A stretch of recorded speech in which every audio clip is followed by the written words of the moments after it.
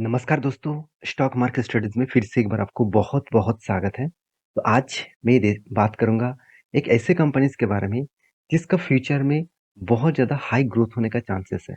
अभी ग्रोथ होने का चांसेस ये तो सही है, तो आप कहेंगे सर आप इंडियन फ्लैग क्यों दिखा रहे हैं? देखिए, जब इंडियन फ्लैग को देखते हैं ना हम, तो मुझे बहुत सुकून सा और एक मतलब ऐसे फीलिंग्स आते हैं कि हाँ, हमने एक ऐसे कंट्रीज़ में जन्म लिया जहाँ पे सब कुछ है, सब कुछ। तो आपको भी इस तरीके से फीलिंग्स आते हैं और आप इस कंट्रीज़ में जन्म मतलब आपके जन्म हुआ है, तो आप किस तरीके से फीलिंग्स आपको आते हैं, तो मुझे ज़रूर कमेंट्स करके बताना। और मैं इस इंडिया के बारे में आज इसीलिए बता रहा हूँ क्योंकि आज इकोनॉमिकली इंडिया बहुत तेज़ी से ग्रोथ कर रहा है।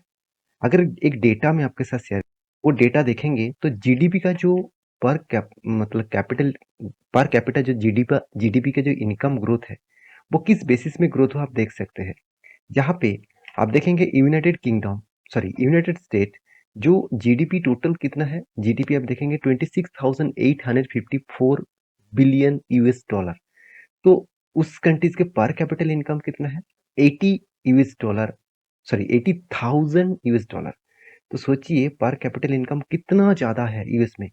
चाइना सेकंड पोजीशन में है, 19,374 जीडीपी कंट्रीब्यूट करते हैं और उसके पर कैपिटल इनकम कितना है 13.72 थाउजेंड यूएस डॉलर। और उसके बाद है जापान। जापान के 4,400 यूएस बिलियन डॉलर जीडीपी है और इसका पर कैपिटल इनकम कितना है 35.39 यूएस डॉलर और वो भी थाउजेंड में। और उसके बाद है जर्मनी। तो जर्मनी कितना है 4,300 करोड़ इसका जीडीपी है और इसका पर कैपिटल इनकम कितना है 51,000 यूएस डॉलर। तो आप कहेंगे सर इंडिया में यहाँ पे ऐसे ऐसे कितना है 2.6 यूएस डॉलर पर कैपिटल इनकम है 2.6 थाउजेंड डॉलर। तो सोचिए इतना कम इनकम इंडिया इंडिया अभी लेके चल रहा है। फिर भी देखिए इतनी कम पर कैपिटल इनकम होने के बाद भी जीडीपी के कंट्रीब्यूट में इंडिया फिफ्थ लार्जेस्ट कंपनी बन चुके हैं। ये सबसे बड़ा गर्व की बात है। तो इसीलिए मैं इंडियन फ्लैग को इसीलिए दिखाया क्योंकि देखिए कभी भी ना खुद के देश का जब कोई ग्रोथ होता है तब एक फीलिंग्स ऐसा आता है कि हाँ, अगर मैं भी कुछ उस कंट्रीज के लिए मतलब उस कंट्रीज के लिए कुछ भी कर रहा हूँ, मतलब मान के चलिए मैं आज स्टॉक मार्केट में इन्वेस्ट कर रहा हूँ, तो मेरा कुछ टैक्सेशन भी गवर्नमेंट को जाते हैं। तो ये भी एक कंट्रीब्यूट है। तो आप भी जरूर कुछ काम कर रहे होंगे, आप भी बिजनेस कर रहे होंगे, आप भी टैक्सेशन दे रहे होंगे, तो आपका भी हाथ है, आपका भी जो मतलब योगदान है। तो मैं ये बात आपको इसीलिए दिखा रहा हूँ क्योंकि देखिए यूनाइटेड किंगडम जो इंडिया में करीबन 150 साल 200 साल तक राज किया, वो एक टाइम 5 नंबर में था, उसको भी इंडिया मतलब बीट किया। और मतलब यहाँ पे देख सकते हैं जो जीडीपी है उनमें से उसको भी बीट करके आगे आया। तो ये सबसे बड़ी प्लस पॉइंट है।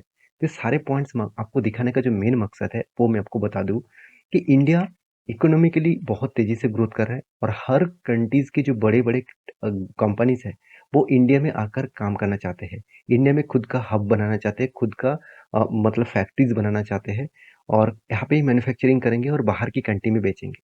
तो देखिए सब कुछ जब तब होगा जब इंडिया के इंफ्रास्ट्रक्चर का ग्रोथ होगा।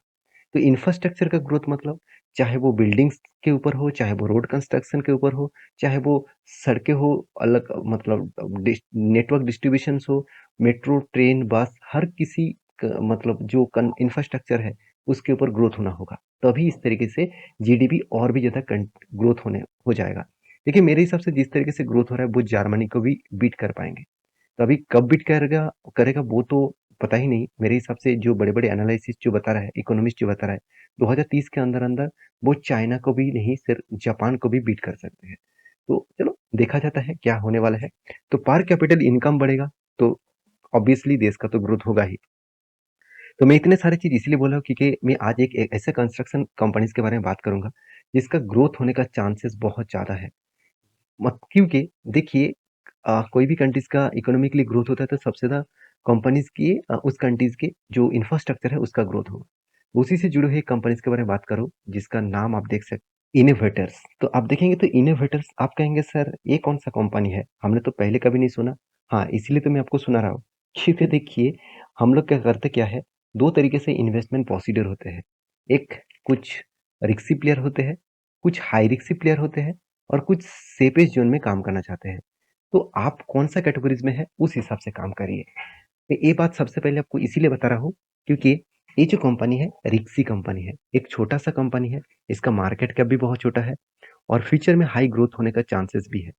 तो कितना ग्रोथ होगा, वो तो मैं आपको दिखाऊँगा, उससे पहले देखिए कंपनी का बिज़नेस किस-किस में है। सबसे पहले देखेंगे तो इस इंफ्रास्ट्रक्चर। तो इंफ्रास्ट्रक्चर के ऊपर कंपनी का बहुत तेज़ी से ग्रोथ हो रहा है, बहुत तेज़ी से वो काम कर रहा है। और सबसे जो प्लस पॉइंट है, मैं अभी आपको दिखाऊँगा, उससे पहले देखिए कंपनी का इंस्टॉलेशंस। कंपनी इंस्टॉलेशंस के ऊपर भी काम कर रहा है। उसके साथ कंपनी का डिज़ाइन, तो डिज़ाइन सेक्शन के ऊपर भी कंपनी काम कर रहा है।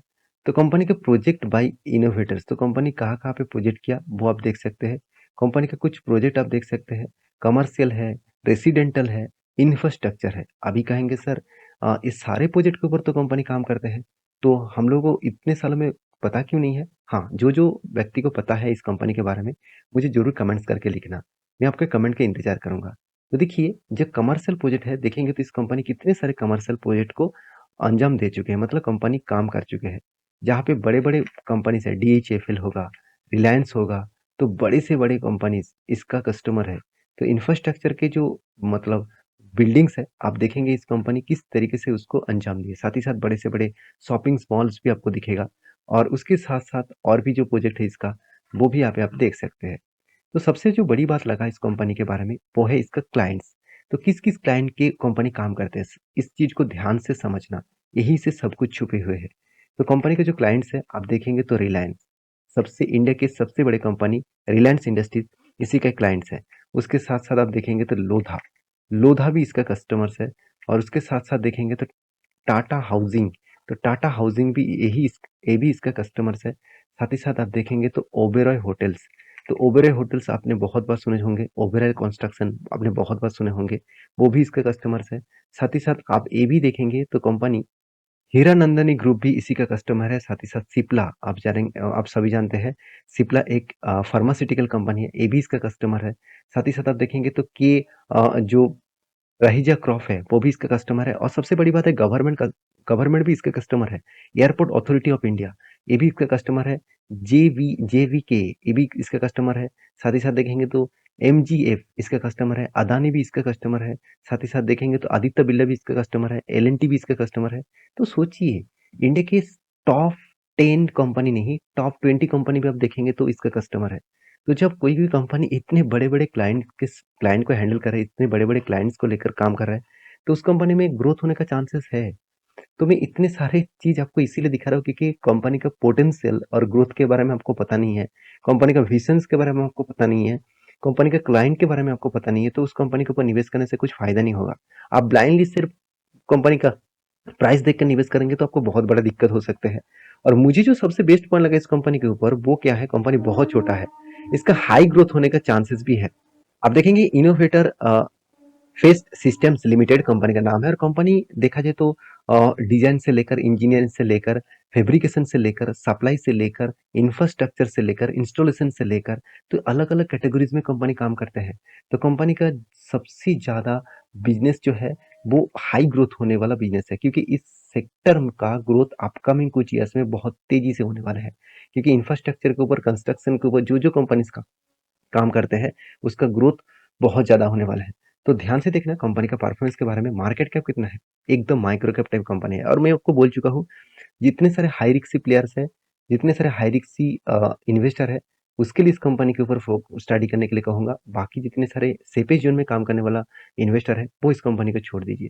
और एक चीज़ मैं आपको बता दूँ, अगर आप रिस्क नहीं नहीं लेना जानते हैं, तो आप कभी भी बड़ा पैसा नहीं बना बना पाएंगे। क्योंकि देखिए, इस कंपनी की बड़े इन्वेस्टर के नाम आपको दिखेगा, विजय केडिया जी। आप सभी जानते हैं विजय केडिया जी के बारे में। उन्होंने देखिए पहले भी जितना होल्डिंग रखे थे, आज भी उनके पास उतना होल्डिंग है, 10.66%।